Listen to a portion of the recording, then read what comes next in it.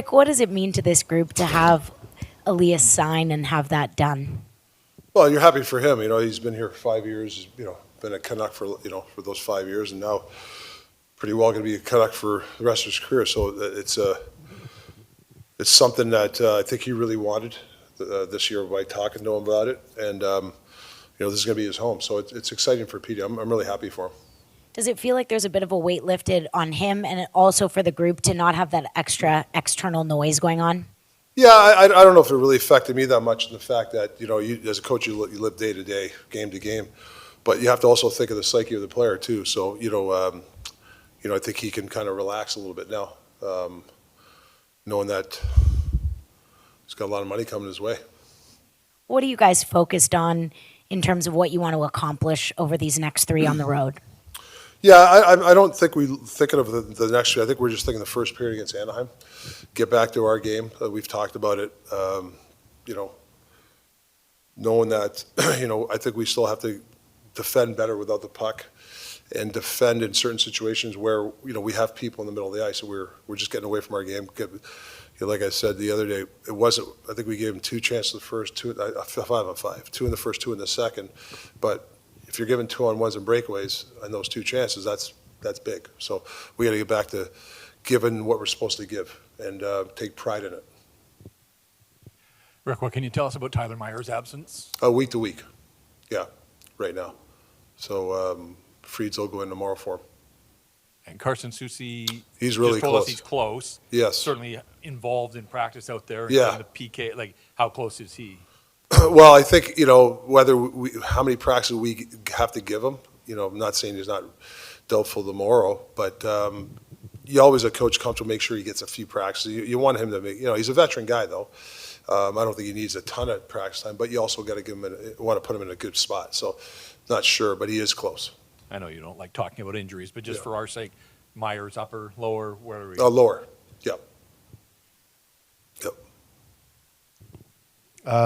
Do you guys expect to bring somebody in up front now that Baines has been sent down? Yeah, I was talking to Patrick, who actually, before I had to come here, so we'll have somebody up tomorrow. We're contemplating who it's going to be.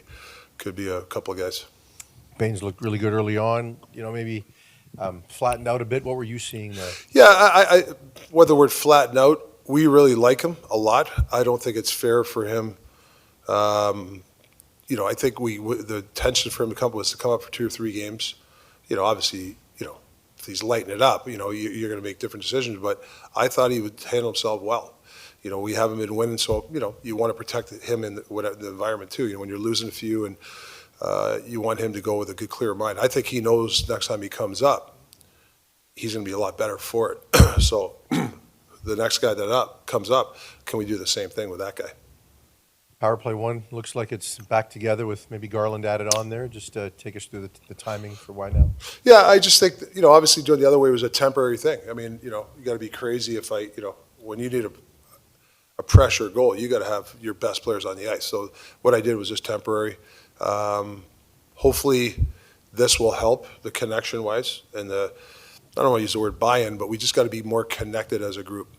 And if things don't go your way, you can't, I shouldn't say quit, but you got to just have the resolve to just keep with it, keep getting the puck to the net, coming up with loose pucks. Those are the attributes of a good power play. Everybody wants plays, and you look at every team has goals. Edmonton went through a drought with their power play, and they have probably the best power play in the league.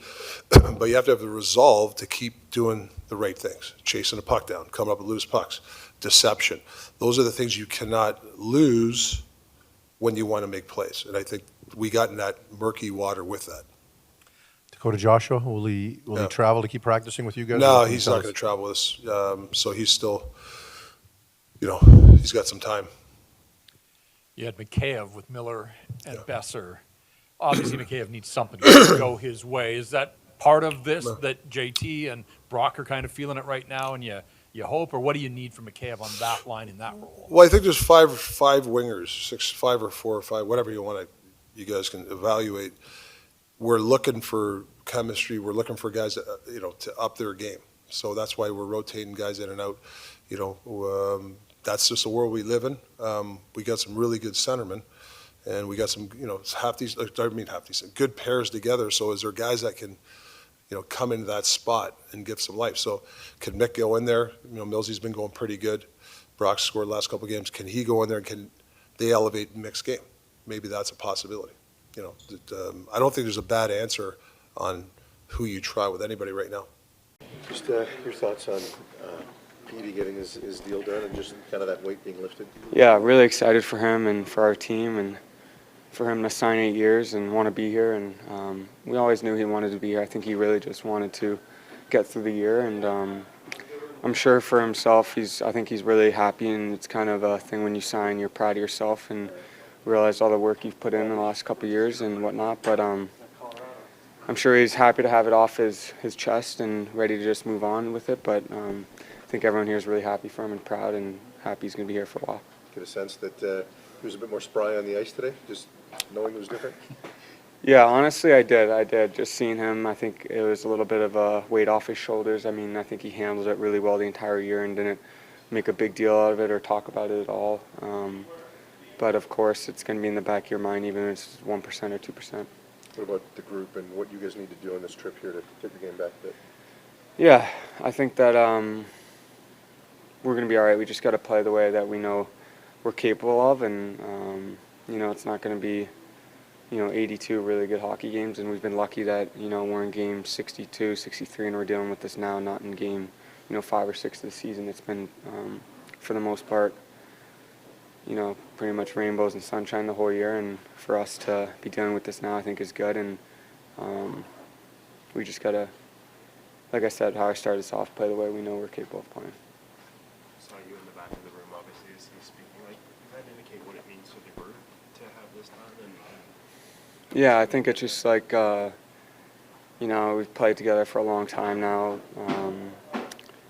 And, when I first came in, I was 19. He was, just turning 20. And,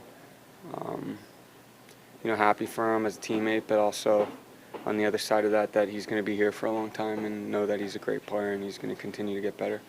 We talked to PP1. Oh, sorry, I was just going to say about PP1 being reunited today, it seems. Yeah, I mean, obviously we have a lot of great players here that are capable of, being on the power play. I just think that we've been successful in the past and we got to figure it out, and I think we will. And everyone in there is willing to do that, and it's a great. It's a word I'm looking for. It's a blessing to be on the power play. Right? A lot of people want to be on the power play, and for us, we just got to be excited to take on the challenge that it hasn't been perfect, but know that it will be at some point.